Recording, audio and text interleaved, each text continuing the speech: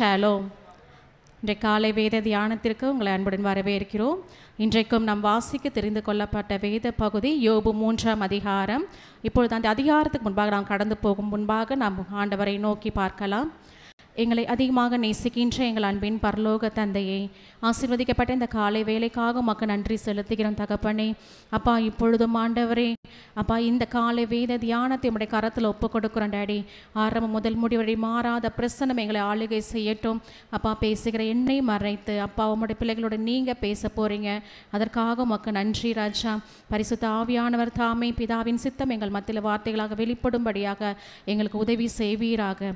சகலவற்றையும் உம்முடைய கரத்தில் நாங்கள் ஒப்பு கொடுக்கிறோம். நீரே பொறுப்பெடுத்து கொண்டு பாதுகாத்து வழி நடத்த போகிறதற்காக உமக்கு ஸ்தோத்திரிக்கிறோம். உமக்கு துதிக்கிறோம், உமக்கு நன்றி செலுத்துகிறோம். சகல துதிக்க மகிமை ஒருவருக்கு ஏறெடுக்கிறோம். மீட்பரும் இரட்சகருமான இயேசு கிறிஸ்துவின் நாமத்தினால் பிதாவே, ஆமென். ஷாலோம். இன்றைக்கி நம்ம யோபு 3ஆம் அதிகாரத்துக்கு நேராக நம்ம கடந்து வந்திருக்கிறோம். இதற்கு முன்பாக யோபு 2 அதிகாரங்களை நம்ம வாசித்தோம். அது யோபு 1ஆம் அதிகாரத்தில் யோபு எப்படி இருந்தார்னா, ஒரு உத்தமனா தேவனுக்கு பயந்து பொல்லாப்புக்கு விலகிரணமாக இருந்தான்னு சொல்லி நம்ம பார்த்துருக்குறோம்.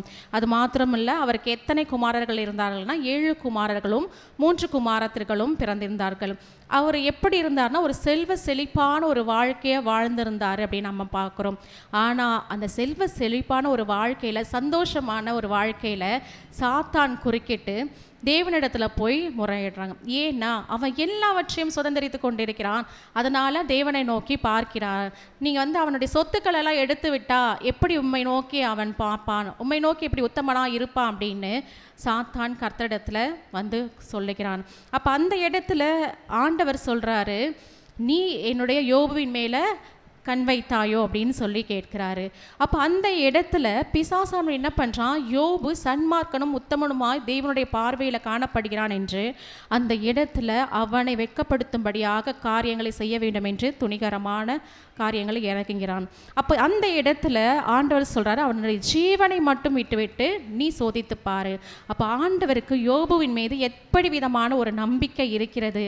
அப்போ இந்த நாட்களை நாம் பார்க்கலாம், நம்மை குறித்தும் தேவனுடைய வாயிலிருந்து அப்படிப்பட்ட வார்த்தைகள் வருமா என்று. அப்போ நாமும் இன்று உத்தமனாய் காணப்பட வேண்டும் என்றால் யோபுவை போல எல்லா சூழ்நிலைகளும் தேவனை நோக்கி மாத்திரமே நாம் பார்க்க வேண்டும் என்பது இந்த அதிகாரத்தில் நம்ம பார்த்தோம், 1ஆம் அதிகாரத்தில். அது மாத்திரமல்ல, சாத்தான் அந்த அதிகாரத்தில் என்ன பண்ணுறான், ஃபஸ்ட்டு அவனுடைய ஆடு மாடுகளை எல்லாம் வெட்டி போடும்படியாக, அவனுடைய வேலை ஆட்கள் எல்லாம் வெட்டி போடும்படியாக, அதுக்கப்புறம் வனாந்திரத்தில் ஒரு பெருங்காற்று அதோட பிள்ளைகளை எல்லாம் சங்கரிக்கும்படியாக. அப்போ எல்லா சூழ்நிலைகளும், அப்போ அந்த இடத்துல நம்ம வச்சு பார்த்தோன்னா நமக்கு ஒரு சின்ன ஒரு தலைவலி வந்தால் கூட நம்ம என்ன சொன்னோம், சோர்ந்து போய் பலனற்றலாம், இந்த தலைவலி என்னை ஏன் படுத்துது அப்படின்னு சொல்லி நம்ம பார்க்குறோம். ஆண்டவர் என்னை கைவிட்டுட்டாரான்னு ஒரு சின்ன தலைவலிக்கே நம்ம பேசுகிறோம். ஆனால் அந்த இடத்துல யோபு என்ன சொல்கிறார், கர்த்தர் கொடுத்தார் கர்த்தர் எடுத்தார் என்று. ஹல்லேலூயா. அப்போது அந்த இடத்துல யோபு தன்னுடைய உத்தமத்தை காத்து கொண்டான். தேவன் மீது தான் வைத்த விசுவாசத்தை அவன் காத்து கொண்டிருக்கிறான். 2ஆம் அதிகாரத்தில் நம்ம பார்க்க போனால் அப்போ என்ன சொல்கிறாங்க, மறுபடியும் அந்த பிசாசானவன் என்ன பண்ணுறான், சாத்தான் தேவனுடைய சன்னதிக்கு அவர்கிட்ட கேட்குறாரு. அப்போது ஒருத்தன் தன்னுடைய ஜீவனுக்கு மாத்திரம்தான் என்ன பண்ணுவாங்க, இம்பார்ட்டன்ஸ் கொடுப்பாங்க.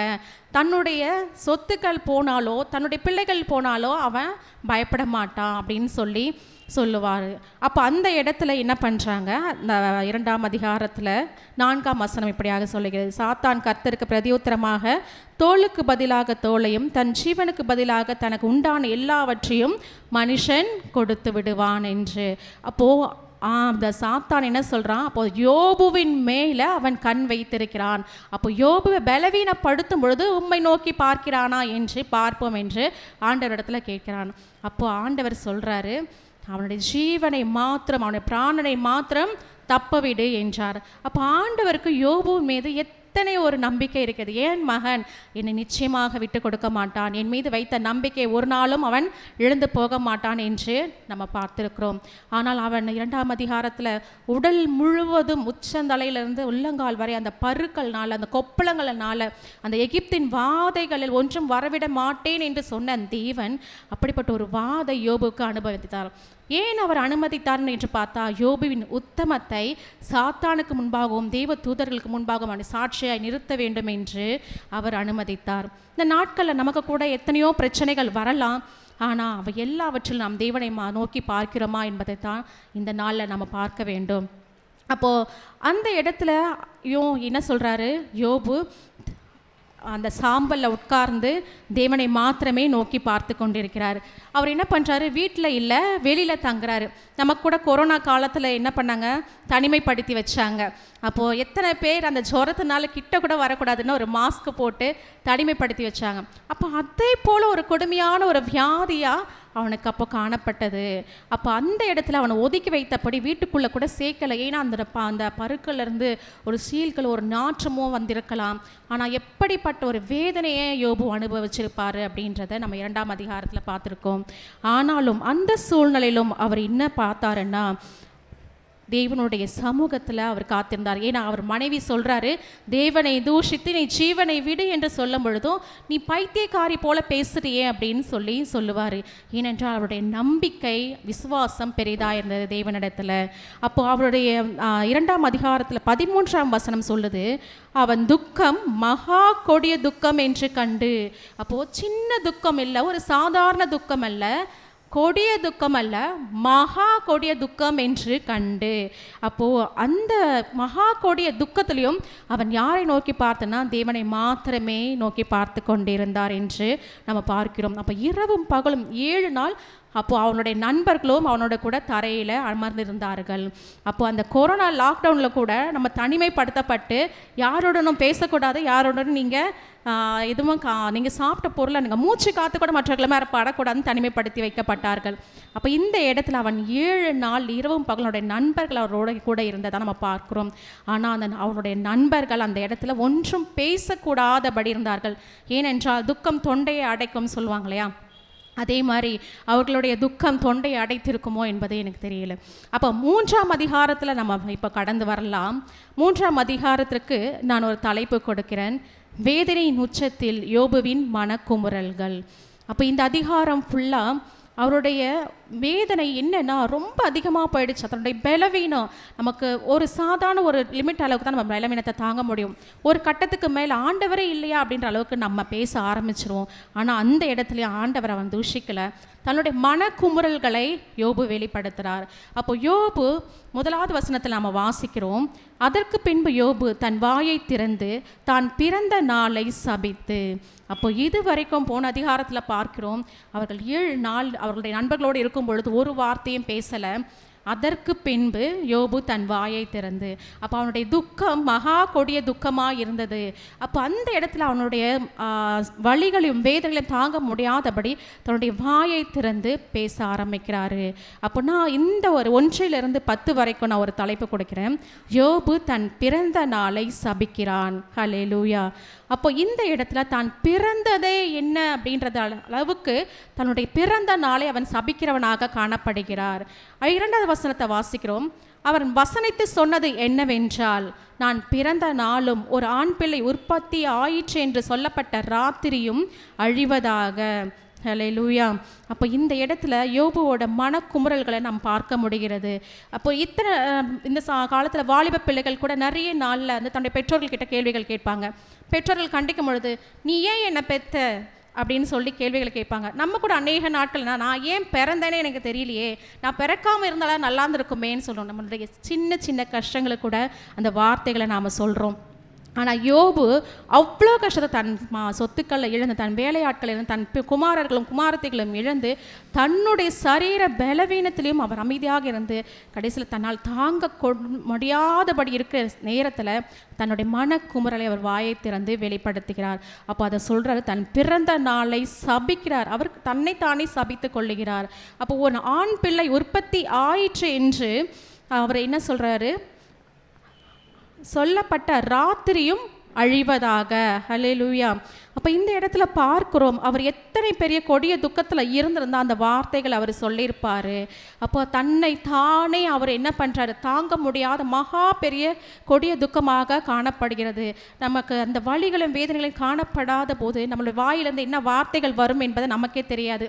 ஏன்னா நம்ம என்ன பேசுகிறோன்றதே பேச தெரியாது. நம்ம சுற்றி இருக்கவங்களை என்ன பண்ணுவோம், கோபமாக பேசுவோம், எரிச்சலோடு பேசுவோம். அதே மாதிரி ஆனால் அவர் யாரையும் சுற்றி இருக்கிற எரிச்சலோடு பேசலை, தன்னைத்தானே என்ன பண்ணுறாரு, அவர் நொந்து கொள்ளுகிறார்.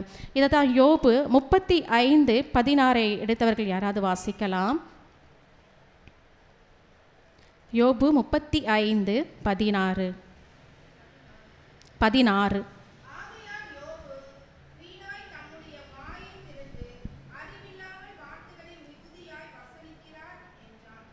அப்போது அந்த யோபு 35:16 சொல்லுது, ஆகையால் யோபு தன்னை வாயை திறந்து மிகுதியான வார்த்தை வசனிக்கிறான் என்று. அப்போது அந்த இடத்துல தன்னுடைய கொடுமையான வியாதியை தாங்க முடியாதபடி அவன் மிகுதியான வார்த்தைகள், நம்ம கூட பார்க்குறோம், கோபத்தில் நான் சொல்லிட்டேன்னு சொல்லி அநேக வார்த்தைகளை நம்ம சொல்லுவோம். அவன் கோபத்தில் சொல்லலை, தன்னுடைய பலவீனத்தில், தன்னுடைய வழிகளில், தன்னுடைய வேதனைகளை, தன்னுடைய வார்த்தைகளை அவன் வெளிப்படுத்துகிறார். அது மாத்திரமில்லை, சங்கீதம் 106:33 நாம் எடுத்துக்கொள்ளலாம். சங்கீதம் 106:39.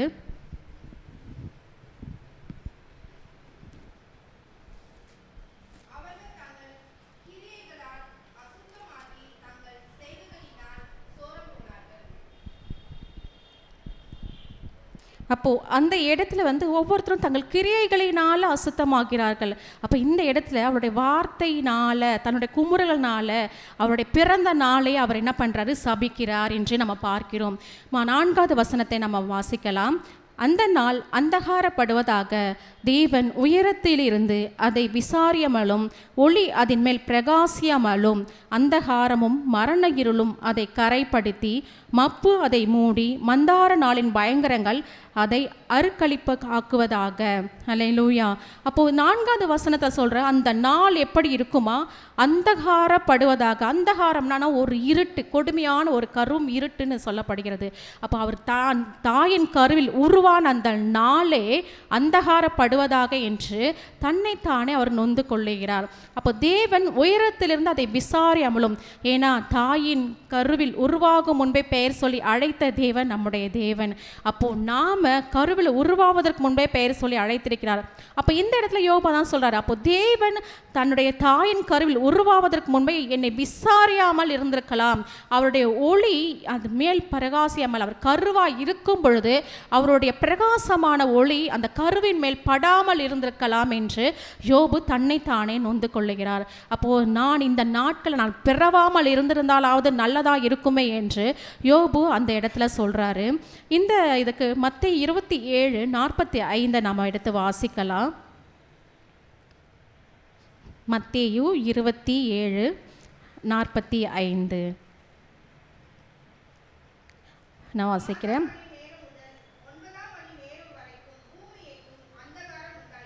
அப்போ அந்தகாரம் என்றது என்னன்னா, அப்போ ஆண்டவராக இயேசு கிறிஸ்து சிலுவையில் அறைந்த அந்த 6ஆம் மணி நேரம் முதல் 9ஆம் மணி நேரம் வரைக்கும் பூமி அந்தகாரப்பட்டது. அப்போ பூமியில் அந்த ஒளி இல்லை, ஜீவ ஒளியான அவருடைய பிரகாசம் இல்லை. அப்போது அவர் சொல்கிற அந்த நாள் அந்தகாரப்படுவதாக. இப்போ ஒரு தாய் கர்ப்பம் தரித்திருக்கிறாள் என்றால் அந்த குடும்பமே சந்தோஷப்படும். அப்போது அந்த நாள், சந்தோஷமான அந்த நாள் என்ன ஆகணும்னா அந்தகாரப்படும் அப்படின்னு சொல்றாரு. அப்போ இந்த வசனங்களை வாசிக்கும் பொழுது யோபுவோட மனம் எப்படி நொந்து போயிருக்கும், எப்படி அந்த வேதனையை நிமித்தம் அவர் பேசியிருப்பார் என்றதை நம்மளால புரிந்து கொள்ள முடிகிறது. நம்ம 5வது வசனத்துக்கு நேராக நம்ம கடந்து போகலாம். அந்தகாரமும் மரணம் இருளும் அதை கரைப்படுத்தி, மப்பு அதை மூடி, மந்தார நாளின் பயங்கரங்கள் அதை அருக்களிப்பாக்குவதாக. ஹல்லேலூயா. அப்போ அந்தகாரமும் மரண இருளும் அதை கரைப்படுத்தி, அப்போ அந்த தாயின் கருவில் அந்த உருவான அந்த சிசு அது என்ன ஆகணும்னு அவர் நினைக்கிறார்னா அதை கரைப்படுத்தி மரண இருள் அந்த சிசுவை மேற்கொள்ள வேண்டும் என்று.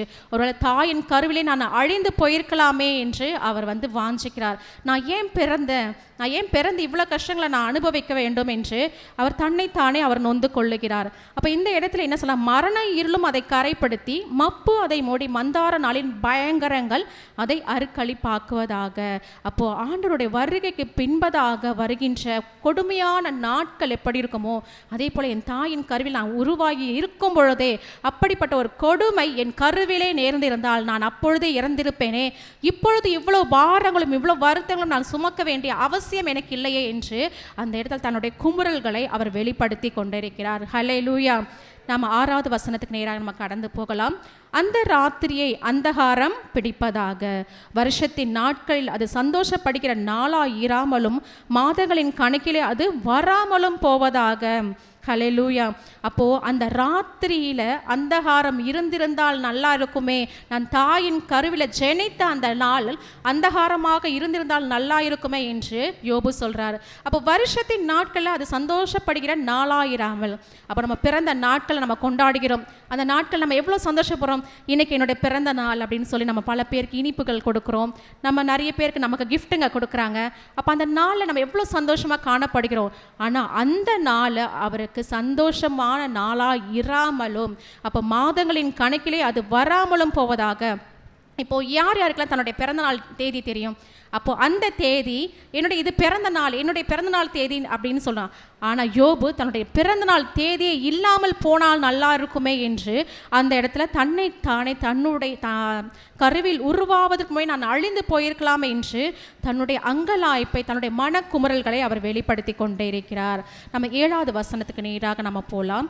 அந்த ராத்திரி தனிமையாக இருப்பதாக, அதிலே கம்பீர சத்தம் இல்லாமற் போவதாக. ஹல்லேலூயா. அப்போது இந்த வசனங்கள் எல்லாம் நம்ம படிக்கும் பொழுது அவனுடைய இருதயம், ஏன்னா அந்த 7 நாள் அவருடைய நண்பர்களோடு அவர் எதையுமே பேசலை.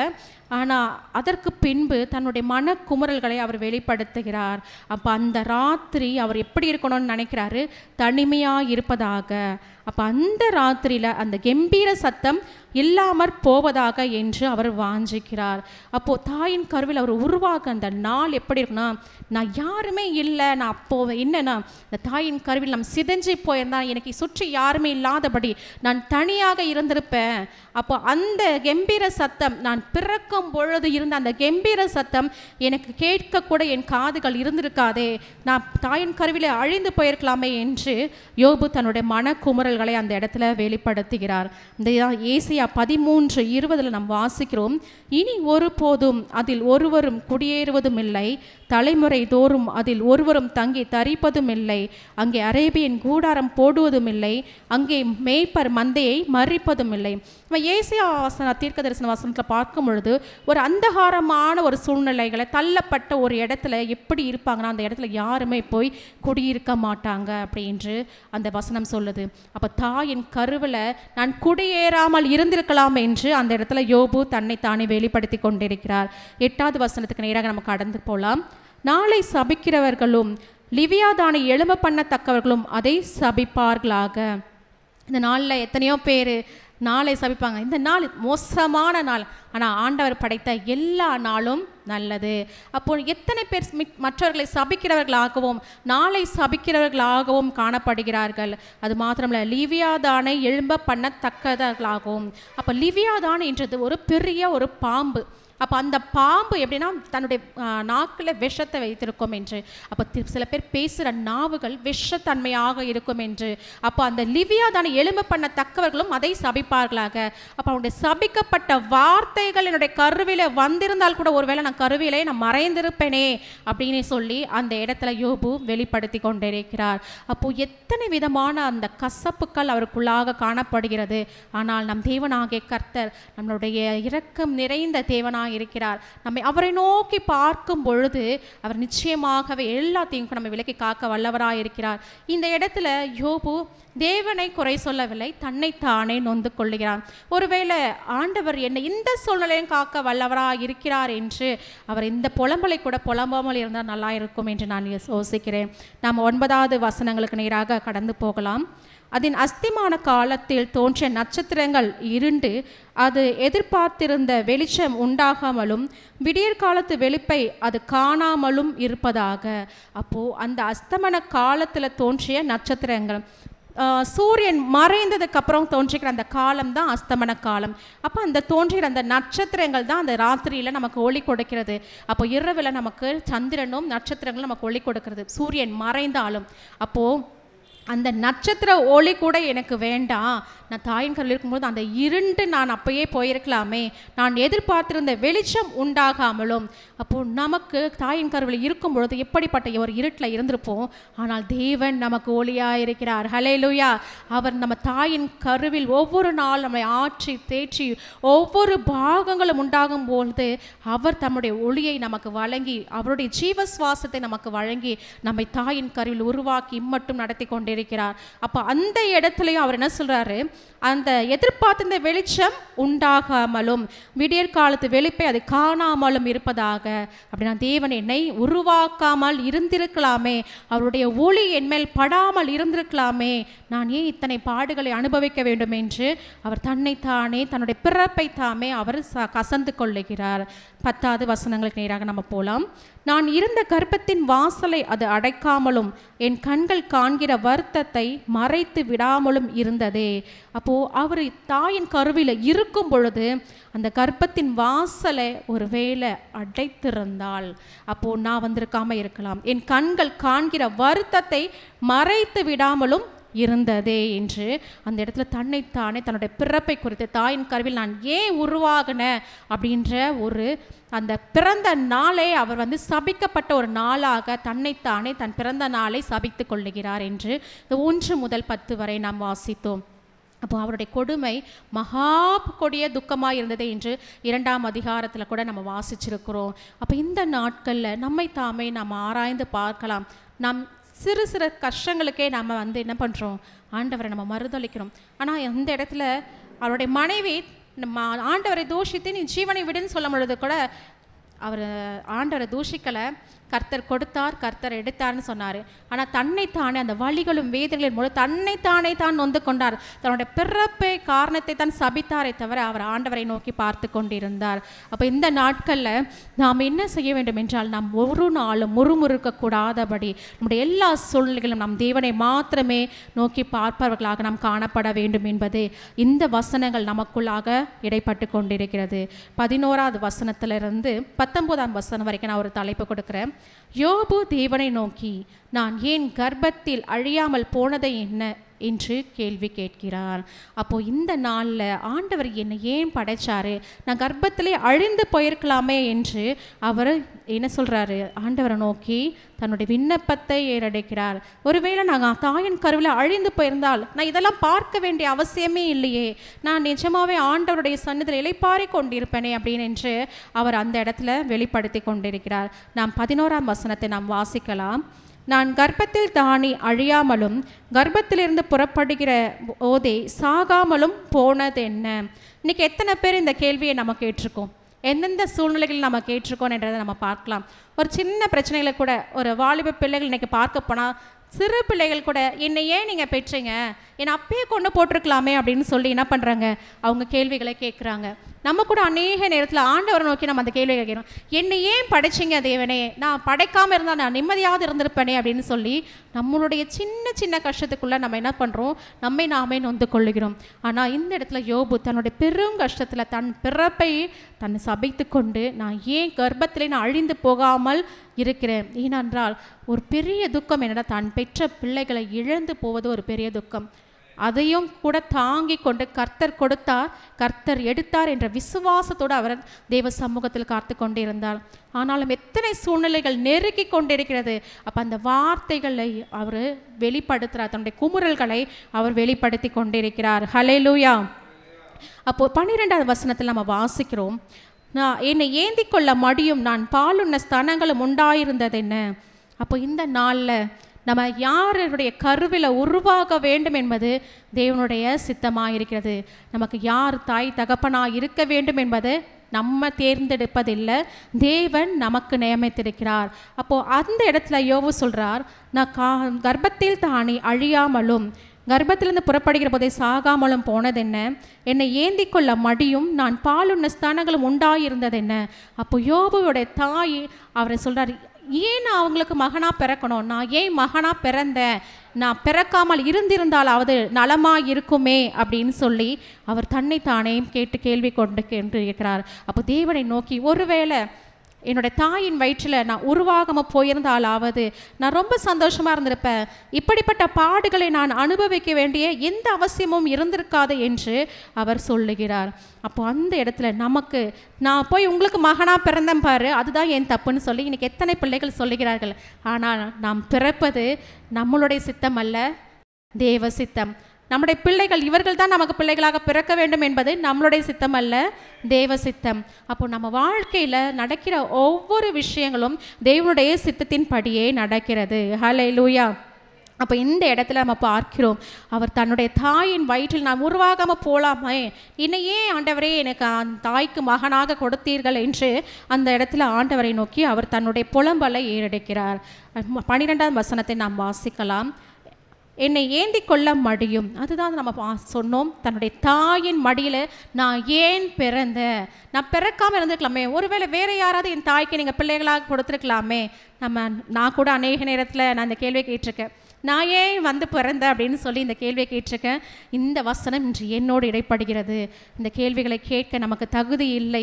ஏனென்றால் நம் தாயின் கருவில் உருவாகும் முன்பே நம்ம என்ன சித்தத்திற்காக ஆண்டவர் நம்ம பேர் சொல்லி அழைத்தார் என்பதை நம் தேவ சித்தத்தை அறிந்து கொள்ளக்கூடியவர்களாக நாம் காணப்பட வேண்டும். ஹல்லேலூயா. 13ஆம் வசனம், அப்படி இல்லாதிருந்தால் அசையாமல் கிடந்து அமர்ந்திருந்து. அப்போ அசையாமல் கிடந்து அமர்ந்திருந்து அப்படின்னா ஒரு ஜடத்தை போல, ஜடம் என்றால் உயிரில்லாத ஒரு உணர்வில்லாத ஒரு கல்லான ஒரு ஜடம், அதை தான் ஜடம் சொல்லுவாங்க. அப்போ அந்த இடத்துல நான் அசைவில்லாமல் அமைதியாக இருந்திருப்பேன் என்று அந்த இடத்துல தன்னையே வெளிப்படுத்துகிறார்.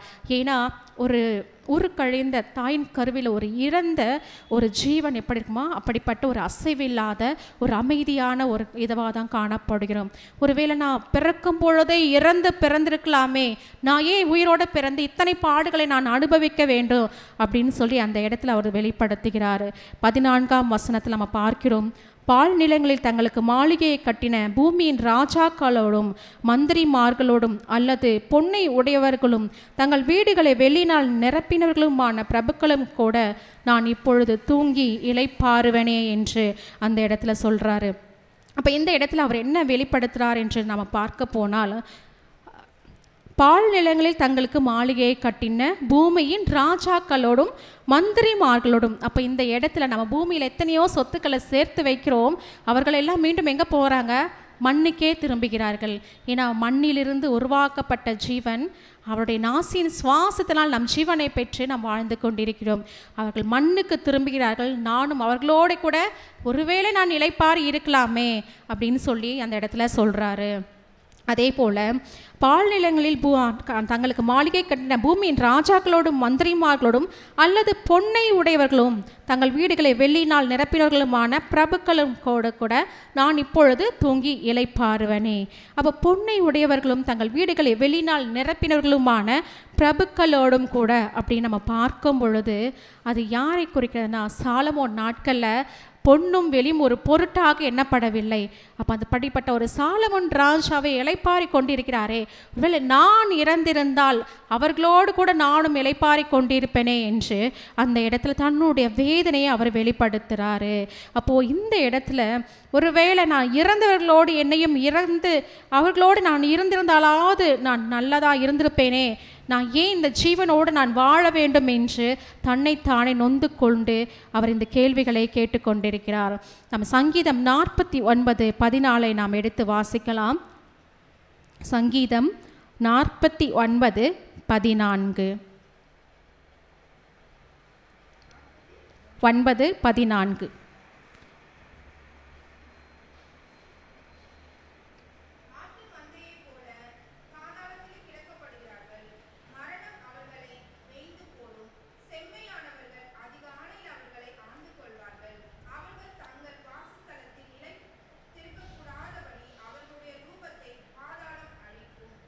ஹல்லேலூயா. அப்போ இறந்தவர்கள் எப்படி இருக்கிறாங்களாம், ஆட்டு மந்தைகளை போல பாதாளத்தில் கிடக்கப்படுகிறார்கள் என்று அந்த வசனம் குறிப்பிடப்படுகிறது. அப்போது மண்ணில் நம்ம புதைச்சோன்னா நம்மளுடைய உருவமே உருக்குலைந்து ஒன்றுமே பார்க்க முடியாதபடி போயிருக்கோம். நான் இந்த நாட்களில் ஒருவேளை அப்படிப்பட்டவர்களோடு ராஜாக்களோடும் பிரபுக்களோடும் மந்திரிகளும் எத்தனையோ பொன்னையும் பொருளையும் சேர்த்து வைத்தவர்களும் இறந்து மண்ணுக்கு திரும்பி இருக்கிறார்கள்.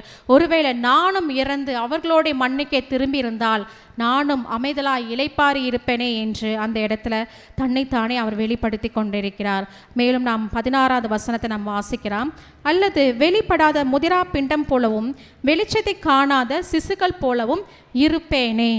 அப்போ நான் தாயின் கருவில் வெளியே வராமல் போயிருந்தால், பிண்டம் என்றால் அதுதான், அதாவது முழுவதுமாக உருவாகாத ஒரு கருவை பிண்டம் என்று சொல்வார்கள்.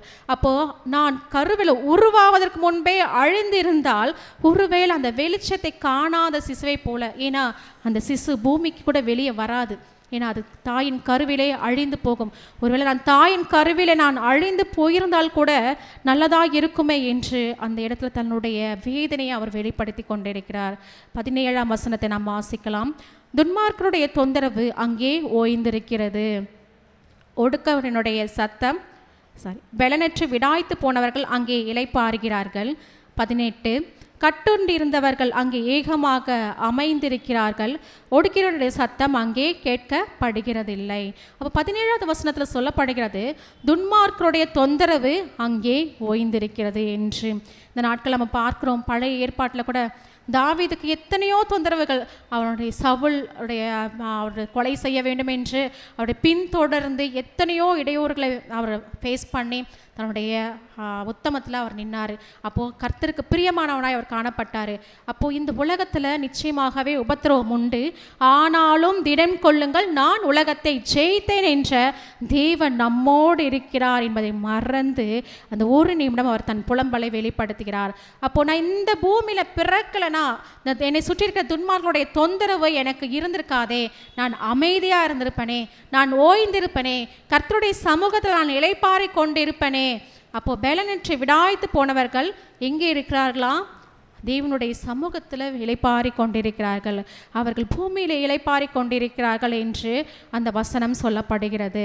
அப்போது இந்த இடத்துல ஒருவேளை நான் பிறக்காமல் இருந்த இந்த கஷ்டம்லாம் எனக்கு ஏற்பட்டிருக்காதே, இந்த கஷ்டத்தில் நான் அனுபவிக்க வேண்டிய அவசியமே இருந்திருக்காதே என்று யோபு அங்கே வெளிப்படுத்துகிறார். 18 சொல்கிறார், கட்டுண்டிருந்தவர்கள் அங்கே ஏகமாய் அமைந்திருக்கிறார்கள், ஒடுக்கினுடைய சத்தம் அங்கே கேட்கப்படுகிறது இல்லை. அப்போது நம்ம ஆண்டவருக்குள்ளே இளைப்பாறுதலுக்குள்ளே செல்லும் பொழுது நம்மை சுற்றி இருக்கிற ஒடுக்கங்களுடைய சத்தம் கூட நம்ம காதுகளை கேட்கப்படாதபடி அவருடைய தேவ சத்தம் நமக்குள்ளாக இருக்கும்.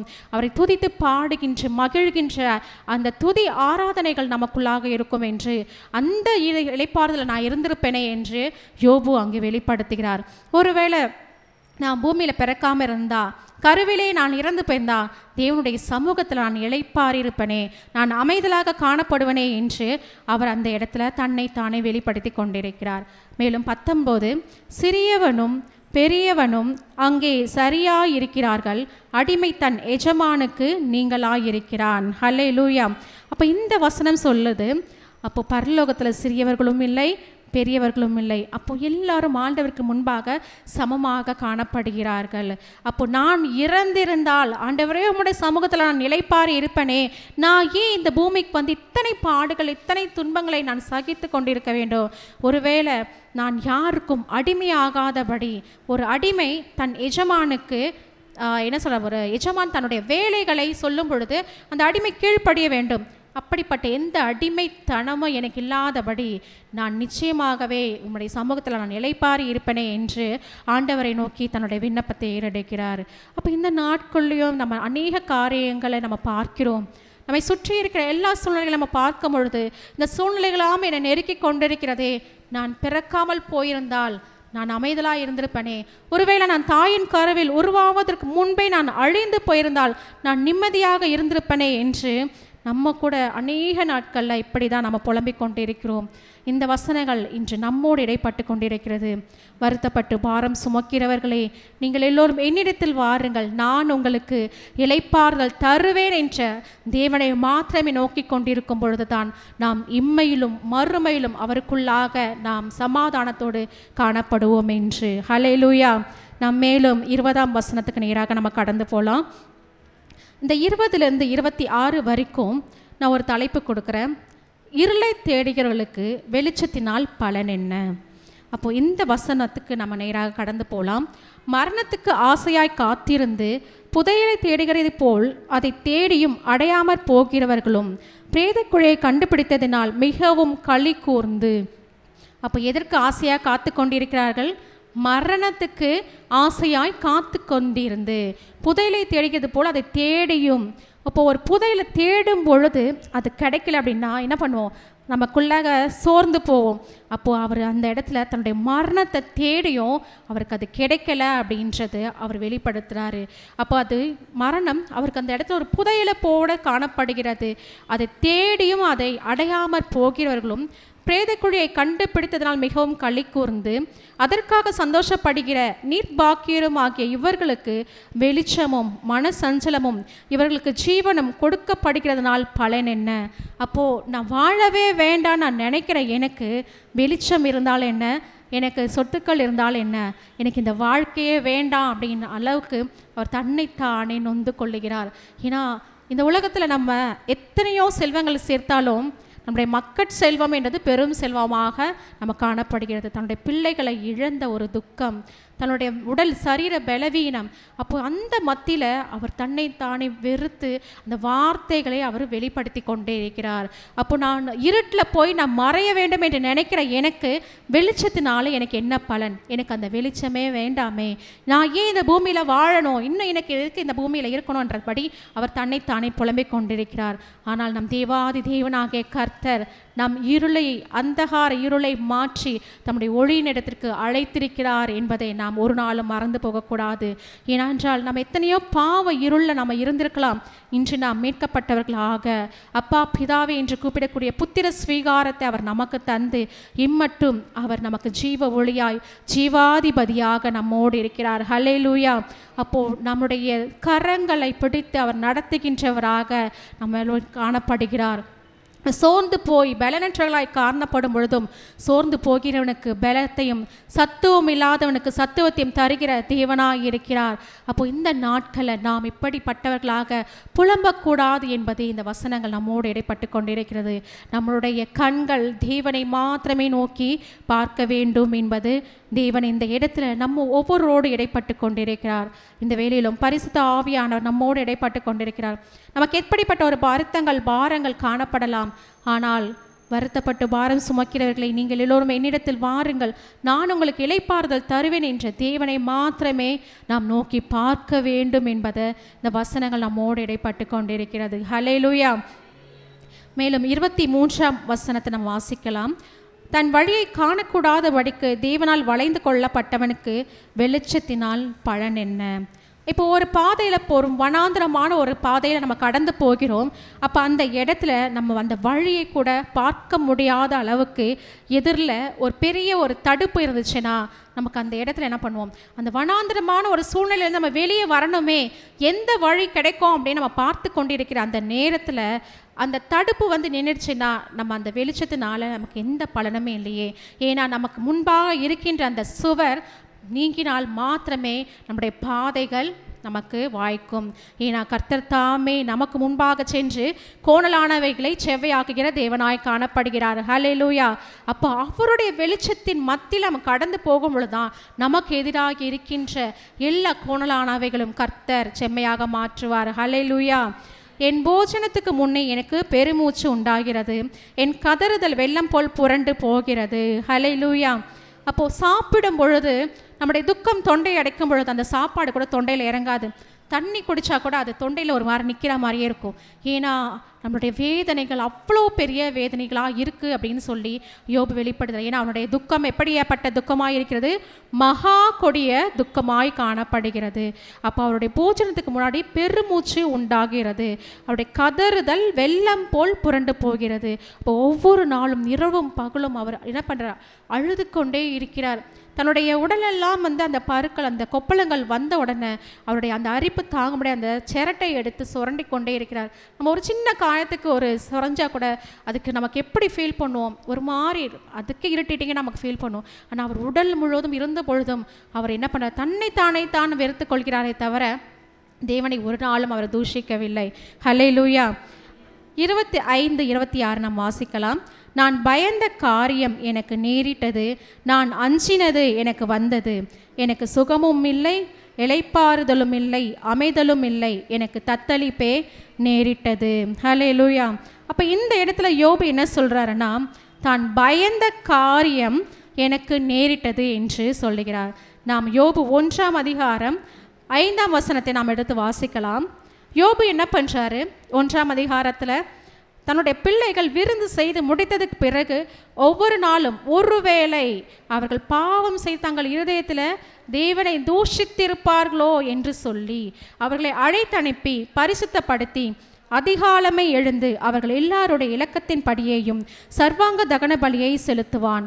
இந்த பிரகாரமாக யோபு அந்நாட்களிலெல்லாம் செய்து வருவான்.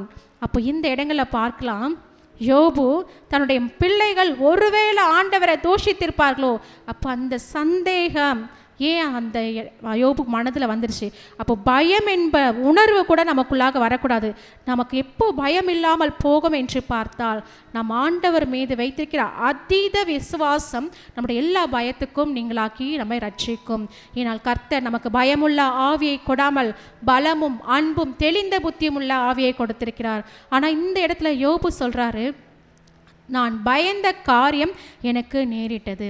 அப்போது நம்ம வாழ்க்கையில் நம்ம இருதயத்தில் என்ன நினைக்கிறோமோ, நம்ம வாயினால் என்ன அறிக்கை இடுகிறோமோ அதுதான் நடக்கும். நம்ம வாயினால் விசுவாச அறிக்கைகளை இடும் பொழுது நிச்சயமாகவே கர்த்தர் அந்த விசுவாச அறிக்கைகளை நிறைவேற்ற வல்லவராக இருக்கிறார். நம்ம ஒரு விண்ணப்பத்துக்காக நம்ம ஆண்டவரை நோக்கி நம்ம ஜெபிக்கிறோம். ஒருவேளை அந்த விண்ணப்பங்கள் ஒரு பலவீனமாக இருக்கலாம். ஒருவேளை இந்த பலவீனத்தினால நான் மரணத்துக்குள்ளாக தள்ளப்படுவேனோ அப்படின்ற அந்த பயம் வந்தாலே நிச்சயமாக அவர்கள் அந்த பலவீனத்துக்குள்ளாக தான் கடந்து போவார்கள். இந்த பலவீனத்தின் மத்தியிலும் என் தேவன் என்னை பலப்படுத்துகிற கிறிஸ்துவாக இருக்கிறார் என்று அவர்கள் விசுவாசிக்கும் பொழுது மாத்திரமே அந்த பலவீனத்திலிருந்து அவர்கள் மீண்டு வருபவர்களாக அவர்கள் காணப்படுவார்கள். ஹல்லேலூயா. பயப்படாதே, நான் உனக்கு துணை நிற்கிறேன் என்று சொன்ன தேவன் நம்மோடு இருக்கிறார். இந்த வேதாகமத்தில் 365 வசனங்களும் 365 நாட்களுக்கு நமக்கு பயப்படாதே என்று தேவன் நம்மோடு இடைப்பட்டு கொண்டிருக்கிறார். அப்போ இந்த இடத்துல தான் பயந்த காரியம் எனக்கு நேரிட்டது என்று யோபு அந்த இடத்துல சொல்லுகிறார். அப்போ நான் அஞ்சினது எனக்கு வந்தது. அப்போ இந்த வசனம் நம்மோடு என்ன பேசி கொண்டிருக்கிறது? அப்போ நாம் விசுவாசமற்றவர்களாக எதை குறித்தும் பயந்து கலங்கி போகக்கூடாது என்று இந்த நாட்களை என்னோடும் வெளிப்படுத்தி கொண்டிருக்கிறது பரிசுத்த ஆவியானவர். இந்த நாட்களை யார் யாரெல்லாம் எந்தெந்த பயத்தோட, ஒருவேளை என்னுடைய பொருளாதார சூழ்நிலை, இந்த கடன் பிரச்சனைனால நான் இருந்த இடம் தெரியாமல் போய்விடுவேனோ என்று பயந்து கொண்டிருக்கிற நம்மை பார்த்து தான் ஆண்டவர் பேசிக்கொண்டிருக்கிறார். பயப்படாதே, நான் உனக்கு துணை நிற்கிறேன் என்று ஆண்டவர் நம்மோடு இடைப்பட்டு கொண்டிருக்கிறார். 26வது வசனம் சொல்லப்பட்டிருக்கிறது, எனக்கு சுகமும் இல்லை, இளைப்பாறுதலும் இல்லை, அமைதலும் இல்லை, எனக்கு தத்தளிப்பே நேரிட்டது. அப்போ அந்த இடத்துல யோபு எப்படி இருக்கிறாரு?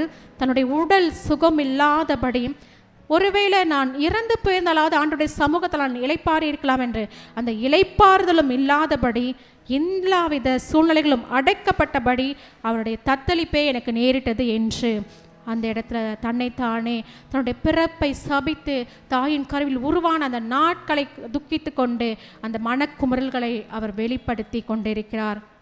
1 கொரிந்தியர் 10:13 கூட சொல்லுகிறது, திராணிக்கு மேலாக தேவன் நம்மை சோதிப்பது இல்லை. ஹல்லேலூயா. அப்போது சோதனை ஆண்டவர் நமக்கு கொடுக்கிறார் என்றால் அந்த சோதனையிலிருந்து நம்ம சுத்த பொன்னாக காணப்பட வேண்டும் என்று அநேகர் முன்பாக நாம் சாட்சியாக விளங்க வேண்டும் என்பது மாத்திரமே தேவனுடைய சித்தமாக இருக்கிறது. ஆனால் இந்த இடத்துல சோதனை கொடுக்கிறவர் தேவன் அல்ல, சாத்தான். நம்மளுடைய வாழ்க்கையிலும் ஆண்டவர் ஏன் எனக்கு சோதிக்கிறாரு, ஆண்டவர் ஏன் இந்த பலவீனத்தை எனக்கு கொடுக்குறாரு, ஆண்டவர் ஏன் இந்த கடன் பிரச்சனை எனக்கு கொடுக்குறாரு அப்படின்னு நம்ம கேட்குறோம்.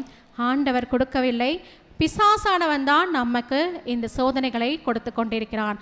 ஆனாலும் சோதனையை சகிக்கிற மனுஷன் பாக்கியவான். ஹல்லேலூயா. ஆண்டவராக இயேசு கிறிஸ்துவும் இந்த பூமிக்கு வந்து மனிதராய் பிறந்து எத்தனையோ பாடுகளை அனுபவித்து அவர் நமக்காக இன்றும் ஜீவித்திருக்கிறார். ஹல்லேலூயா. அவருடைய பிள்ளைகளாகிய நாம் வருத்தப்படுகின்ற நேரத்தில் அவருடைய வசனங்கள் நம்மோடு இடைப்பட்டு கொண்டிருக்கிறது. வருத்தப்பட்டு பாரம் சுமக்கிறவர்களை நீங்கள் எல்லோரும் என்னிடத்தில் வாருங்கள், நான் உங்களுக்கு இளைப்பாறுதல் தருவேன் என்று தேவனிடம் நாம் திரும்பும் பொழுது மாத்திரமே இந்த புலம்பல்களை ஆனந்த களிப்பாக தேவன் மாற்ற வல்லவராய் தேவனாக இருக்கிறார். ஒருவேளை நம்ம இருதயத்தில் நம் கசப்புகள் இருக்கலாம், காயங்கள் இருக்கலாம், எத்தனையோ வருத்தங்கள் காணப்படலாம், எத்தனையோ போராட்டங்கள் காணப்படலாம். ஆனால் நாம் முறுமுறுத்து கொண்டு புலம்புகிறதுனால ஒரு பலனும் இல்லை. ஏனென்றால் அநேக அடைக்கலான் குருவிகளை பார்க்கிலும் நீங்கள் எவ்வளவு விசேஷித்தவர்கள் என்று தேவன் சொல்லுகிறார். ஹல்லேலூயா. நம் தலையில் இருக்கிற ஒவ்வொரு முடியும் தேவனுடைய சித்தம் இல்லாதபடி இந்த பூமியில் விழாது என்று தேவன் வாக்குத்தத்தம் கொடுத்திருக்கிறார். அப்போது தேவன் அனுமதிக்கிற எல்லா காரியங்களும் நம்முடைய வாழ்க்கைக்கு நன்மையானதையாக தேவன் தாமை மாற்றி தருவார். நம்முடைய ஒவ்வொரு வாழ்க்கையில் நம்மை சாட்சி உள்ளவர்களாக தேவன் நம்மை மாற்றுவார். ஏன்னா வெள்ளியை புடமிடுவது போல தங்கத்தை எப்படி அந்த குகையிலிருந்து எடுத்து சுட்டெரித்து சுத்த பொன்னாக காணப்படுகிறார்களோ, நம் சோதனையிலிருந்து வெளிவரும் பொழுது தேவன் நம்மை சுத்த பொன்னாக விளங்க செய்வார். ஹல்லேலூயா. அப்போது இந்த இடத்துல யோபுவுக்கு ஆண்டவர் இந்த சோதனையை அனுமதிச்சது எதுக்காகனா, சாத்தானுக்கு முன்பாகவும் தேவ தூதர்களுக்கு முன்பாகவும் யோபுவை அவர் சாட்சியாக நிறுத்த வேண்டும் என்பதற்காக தேவன் வாயிலிருந்து உத்தமனும் சன்மார்க்கனுமாய் பெயர் பெற்ற யோபுவை அவர்களுக்கு முன்பாக சாட்சியை நிறுத்த வேண்டும் என்பதற்காக மாத்திரமே தேவன் இந்த சோதனைகளை யோபுக்கு அனுபவித்தார். ஏன்னா இந்த நாட்களில் நம்மளுடைய வாழ்க்கையிலும் எத்தனையோ பிரச்சனைகள் காணப்படலாம், எத்தனையோ சோதனைகள் காணப்படலாம். ஆண்டவரே, என்னால் இதை மேற்கொள்ள முடியலே நம்ம காணப்படலாம். நிச்சயமாக நம்முடைய திராணிக்கு மேலாக நம் தேவன் நம்மை சோதிக்க மாட்டார். நிச்சயமாக நம்மளுடைய எல்லா சோதனைக்கு பின்பாக தேவன் நமக்கு பெரிய ஆசீர்வாதங்களை வைத்திருக்கிறார். நாளில் தேவனை நாம் விசுவாசிப்போம், நாம் பெரிய ஆசீர்வாதங்களுக்கு நேராக நாம் கடந்து போவோம்.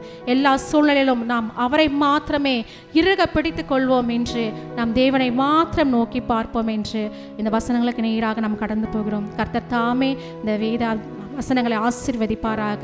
ஷாலோம். பாடலை பாடி தேவனுடைய நாமத்தை மகிமைப்படுத்தலாம்.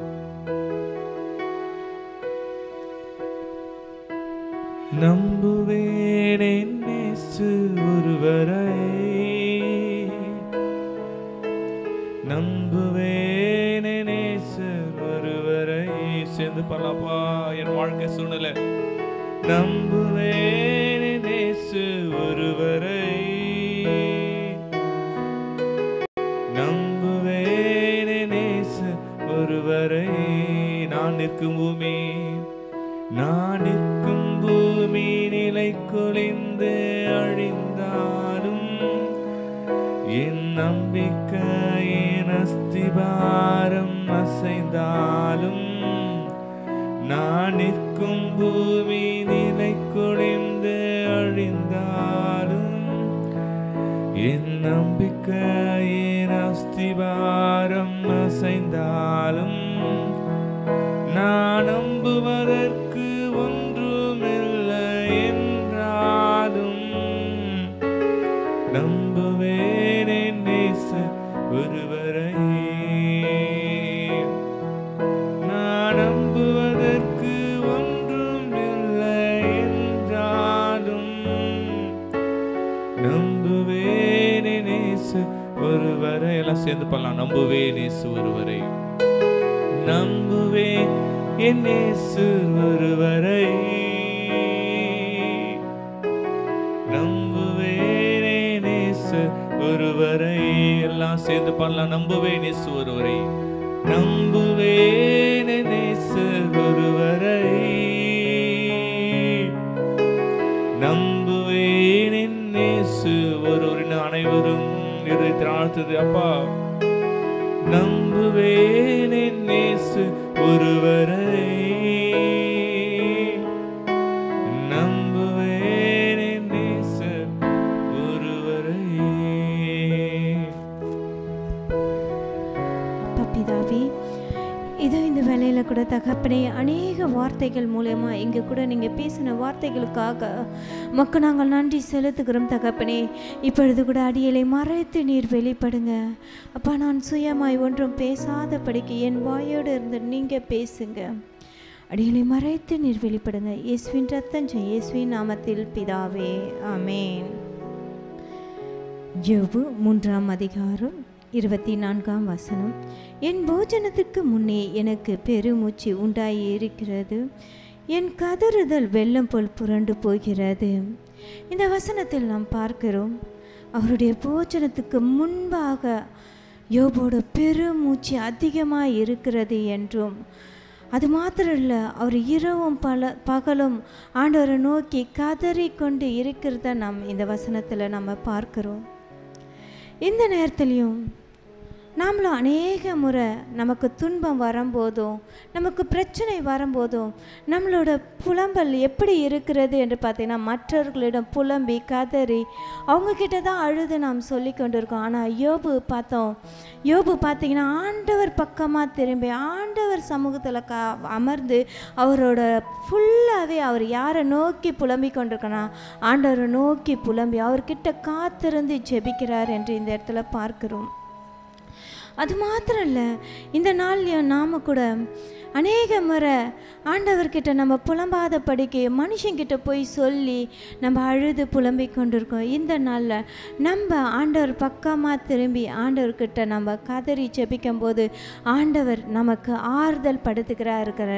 அவரது மாத்திரம் இல்லை, அவரோட அன்பை நமக்கு செலுத்துகிறவராய் இருக்கிறார். இந்த நாளில் என்னோட சாட்சி உங்ககிட்ட நான் பகிர்ந்துக்கிறேன். சில மாதத்துக்கு முன்பாக என்னோட அம்மாவுக்கு ரொம்ப உடம்பு சரியில்லாமல் போச்சு. திடீர்னு ஒரு ஃபோன் கால் வந்துச்சு, அவங்க உடம்பு சரியில்லை, ஃபுல்லாக பிளட் வாமிட்டாக எடுக்கிறாங்க அப்படின்னு சொல்லிட்டு.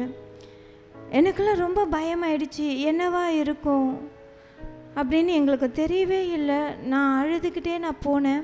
ஆண்டவர் பக்கமாக நான் திரும்பி புலம்பி நான் ஜெபிக்க ஆரம்பித்தேன். இரவெல்லாம் அவங்க பக்கத்தில் உட்காந்து, ஏசப்பா இது எதுவுமே இருக்கக்கூடாது, அந்த ரிப்போர்ட் எல்லாமே நார்மலாக இருக்கணும், நான் ஏசப்பா கிட்ட ஜெபிக்க ஆரம்பித்தேன். அப்படியே அந்த ரிப்போர்ட்லாம் பார்க்கும்போது பார்த்தீங்கன்னா இது சாதாரண கோல்டுனால தான் இது வந்துச்சு இல்லை அப்படின்னு அந்த ரிப்போர்ட் வந்துச்சு. என் தேவனுக்கு நான் கொடி நன்றி இந்த நேரத்தில் செலுத்துகிறேன். ஆனால் அந்த பிளட்டெல்லாம் பார்க்கும்போது பெரிய வியாதியாக இருக்குமோ நான் ரொம்ப பயந்தேன். ஆனால் டாக்டரோட ரிப்போர்ட் எல்லாத்தையும் காட்டிலும் மனுஷனோடு சொன்ன வார்த்தைகளை காட்டிலும் என் தேவன் பெரியவராய் இருக்கிறார். அவரோட அன்பு பெரியதாக இருந்துச்சு. எல்லா விதத்துலையும் அந்த ரிப்போர்ட்லாம் பார்த்தோன்னே எனக்குள்ள ரொம்ப சந்தோஷம். ஆண்டவருக்கு நான் உள்ளத்தின் ஆழத்துலேருந்து நான் நன்றி சொன்னேன். அந்த பயம் திகில் என்னை விட்டு ஓடி போச்சு. இந்த நாளில் இப்படியாப்பட்ட சூழ்நிலையில் இந்த இடத்துல நின்று கொண்டு இருக்கிறோமா, நம்ம இருதயத்தில் புலம்பி கொண்டு இருக்கிறோமா, மனுஷங்கிட்ட போய் சொல்லி புலம்பி அழுது கொண்டு இருக்கிறோமா? இந்த நாளில் தேவ நாம ஆண்டவர் பக்கமாக திரும்புவோம், ஆண்டவர்கிட்ட வந்துடலாம். நம்ம நின்று கொண்டிருக்கோம் கிட்ட நம்ம முன்பாக எப்படி யோபு ஆண்டவர்கிட்ட அமர்ந்து கொண்டாரோ அது போல நாமள இந்த வேலையில் ஆண்டவர்கிட்ட அமர்ந்துக்கலாம். நம்ம முன்பாக கடந்து வரலாம். வீட்டில் பார்த்து கொண்டு இருக்கிறவங்க கூட நீங்கள் அப்படியே இருக்கிற இடத்துல நீங்கள் அப்படியே அமர்ந்து கொள்ளலாம். நம்மளோட பிரச்சனைகள் ஒரு பெரிய மூச்சை போல இருக்கா, நம்ம அப்படியே அமர்ந்து கொள்ளலாம். ஆண்டவர்கிட்ட ரிலாக்ஸாக உட்காரலாம். என் பிரச்சனைக்கு உங்ககிட்ட தான்ப்பா சொல்யூஷன் இருக்கு, இந்த துன்பத்துக்கு உங்ககிட்ட தான்ப்பா சொல்யூஷன் இருக்கு. என் துக்கம் மாறணும்ப்பா, நான் உங்ககிட்ட அமர்ந்து கொள்ளுறேன்ப்பா. என் கதறலை என் பெருமூச்சை உங்ககிட்ட நான் விடுறேன்ப்பா. இந்த நாளில் என்கிட்ட நீங்கள் ஆறுதல் படுத்துங்கப்பா. உங்கள் அன்புனால என்னை நிரப்புங்கப்பா. இந்த நாட்களை நாம் கேட்கலாமா?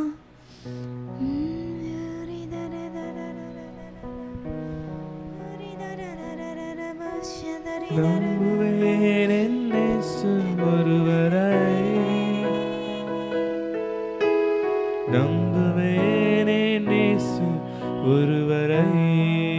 சேர்ந்து அப்பா, நம்புவேனே நேசு ஒருவரை, நம்புவேனே நேசு ஒருவரை. என் பாதையெல்லாம் அந்தகாரம் சூழ்ந்தாலும் வாழ்க்கை முடிந்ததென்று மறுவாழ்வு இல்லை என்றாலும், என் பாதையெல்லாம் அந்தகாரம் சூழ்ந்தாலும் வாழ்க்கை முடிந்ததென்று மறுவாழ்வு இல்லை என்றாலும், என்னை தேற்றுவதற்கு யாரும் இல்லை என்றாலும் என்றாலும் நம்புவேன் என் நேசர் ஒருவரை. என்னை தேற்றுவதற்கு ஒன்றும் இல்லை என்றாலும் நம்புவேன் என் நேசர் ஒருவரை. எல்லாம் கைகளை உயர்த்தி வானத்தை ஆண்டவரை பார்த்து, ஆண்டவர் என் வாழ்க்கையில் எந்த சூழ்நிலைகள் ஏற்பட்டாலும், என் வாழ்க்கையில் எவ்வளவு நெருக்கங்கள் ஏற்பட்டாலும், என் வாழ்க்கையில் இடி மேல் இடி விழுந்தாலும், என் வாழ்க்கையில் துன்பத்து மேல் துன்பம் வந்தாலும், நான் பிறந்த என் வாழ்க்கையே எனக்கு கசப்பாய் மாறினாலும் எனக்கு ஒரு நம்பிக்கை உண்டு, அது இயேசு தகப்பனே. எங்களுக்கு ஒரு நம்பிக்கை உண்டு, அவர் நாமம் இயேசு. எங்களுக்கு ஒரு நபர் மேல ஒரு நம்பிக்கை உண்டு, அவர் தான் இயேசு. அப்பா, என் வாழ்க்கையில் எந்த சூழ்நிலைகள் ஏற்பட்டாலும் தகப்பனே, என் வாழ்க்கையே எனக்கு கசப்பாய் மாறிவிட்டாலும் தகப்பனே, ஆனால் எங்களுக்கு ஒரு நம்பிக்கை உண்டு தகப்பனே, அது உண்மையில வைத்த நம்பிக்கை தான் ஆண்டவர் இயேசு. கடைசியாக நம்புவேன் என் இயேசு ஒருவரை. எல்லாம் சேர்ந்து நம்புவேன் என் இயேசு ஒருவரை. நம்புவேன் என் இயேசு ஒருவரை. நம்புவேன் என் இயேசு ஒருவரை.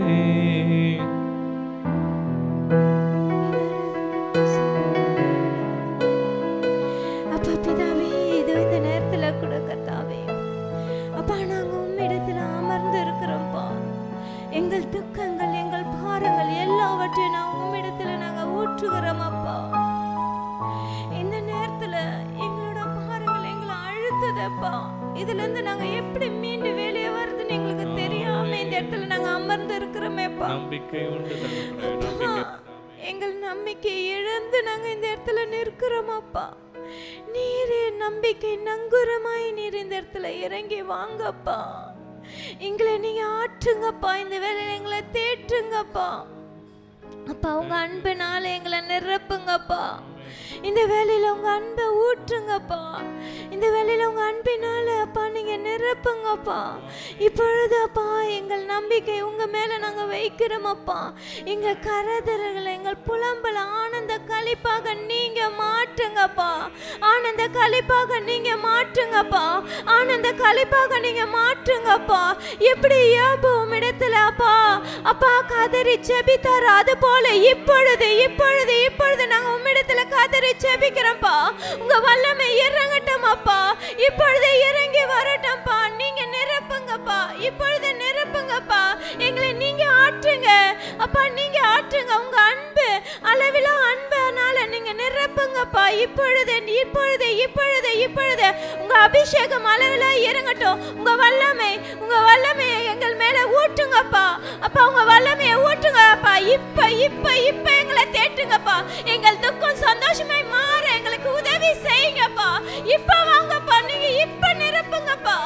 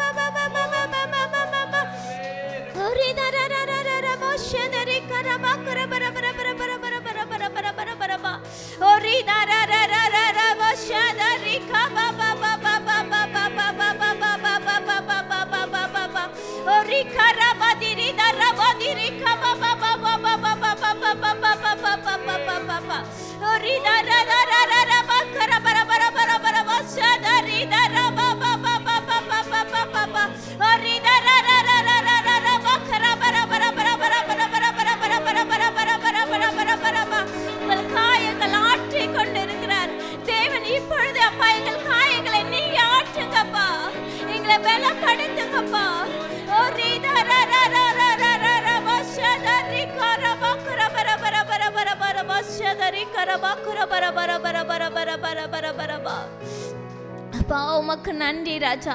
இந்த வேலையில் எங்களை தேற்றினீரே, அரவணைத்து கொண்டீரே, எங்களை உங்கள் அன்பினால் நீங்கள் நிரப்பினீரே. அப்பா எங்கள் பெருமூச்சை நீங்கள் கேட்டமைக்காக உமக்கு நாங்கள் நன்றி செலுத்துகிறோம்ப்பா, நன்றி செலுத்துகிறோம்ப்பா. உங்கள் தேவ பிரசன்னத்தினால இப்பொழுது எங்களை நீங்கள் இடை கொட்டி கொண்டமைக்காக உமக்கு நன்றி நன்றி நன்றி நன்றி நன்றி ராஜா. அப்பா ஆசோத்திரிக்க ராஜா, இந்த வேலையில் எங்களை தாழ்த்துகிறோமே மாத்திரம் உயர்த்துகிறோம். இயேசுவின் ரத்தம் ஜெயம், இயேசுவின் நாமத்தில் பிதாவே, ஆமென் ஆமென் ஆமென் ஆமென். ஹல்லேலூயா. நம்ம எந்த சூழ்நிலையில் நம்மளுக்கு ஒரு நம்பிக்கை உண்டு, நம்மளுக்கு ஒரு நிச்சயம் உண்டு, நம்ம இயேசு இருக்கிறார். ஆமென். ஹல்லேலூயா. ஹல்லேலூயா. ஷாலோம் ஷாலோம் ஷாலோம்.